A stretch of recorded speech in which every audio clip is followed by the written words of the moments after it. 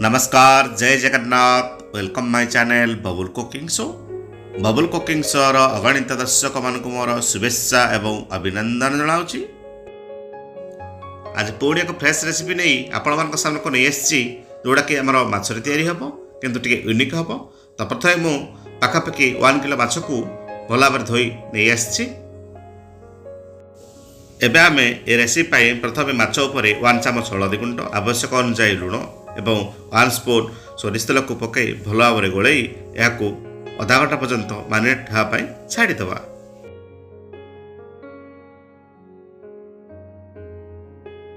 Next आम 4टी आलू 50 ग्राम पियाज एवं गोटे फूलकोबी को एमती भाव में काटी नवा। चलतु आरंभ करवा यार प्रस्तुत प्रणाली। प्रथम मुझे गैस ऑन करी कड़े बसई नेली। कड़े पखापाखि 200 ग्राम रिफाइन ऑयल पकई ताको गरम होगा पर्यंत छाड़ीदेली। बर्तमान तेल गरम होला परे आमे आलू एवं फूलकोबी को एमती भाव में 60-70% फ्राए होला परे ताको एक प्लेट को काढ़ी नवा। नेक्स्ट आमे मैरिनेट करी रखिथिबा माछ को एपरि भाव में छाड़ी नवा।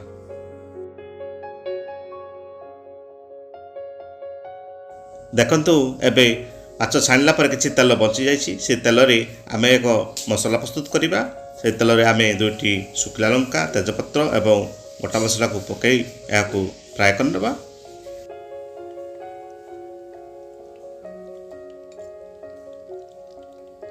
एबे गोटा मसला गुड़ी फ्राए हो गलानी। कटा हो रखिथिबा पियाज को आमे सेथिरे पकई गोल्डन ब्राउन होला पर्यंत ताकू फ्राए करनबा।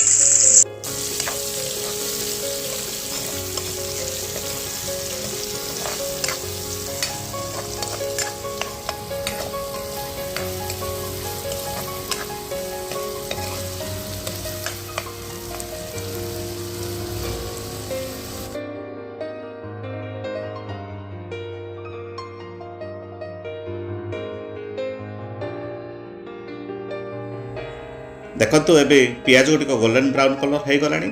नेक्स्ट आम अदा एवं रसुण 2 चामच पेस्ट को पकई या भल भाव में फ्राए करनबा।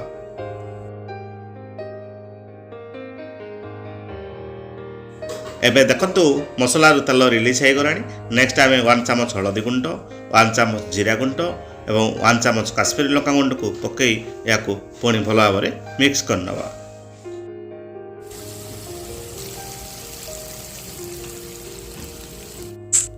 मसला को आम लो मीडियम फ्लेम रे एमती भाव में 2 मिनिट फ्राए कलापर एक गिना टमाटर प्यूरी को पकई ताकू 2 मिनिट पर्यंत कुक होगापी छाड़ीद।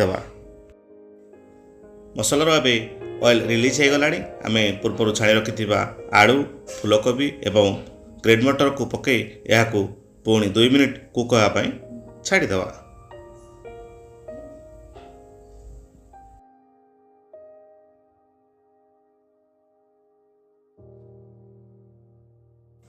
एबे आमे आवश्यक अनुसार लुण को पकई ताको भल भाव में पुणी मिक्स करनबा।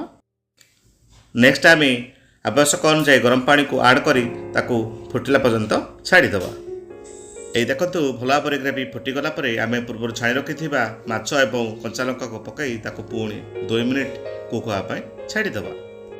एबे किछि धनिया पत्र पकई आमे सर्व करनबा एक प्लेट को आमर आलू फूलकोबी माछर करिकु जहाँकि बहुत स्वादिष्ट।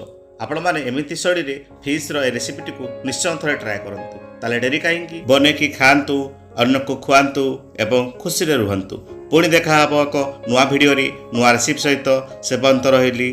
थैंक यू बाय बाय जय जगन्नाथ।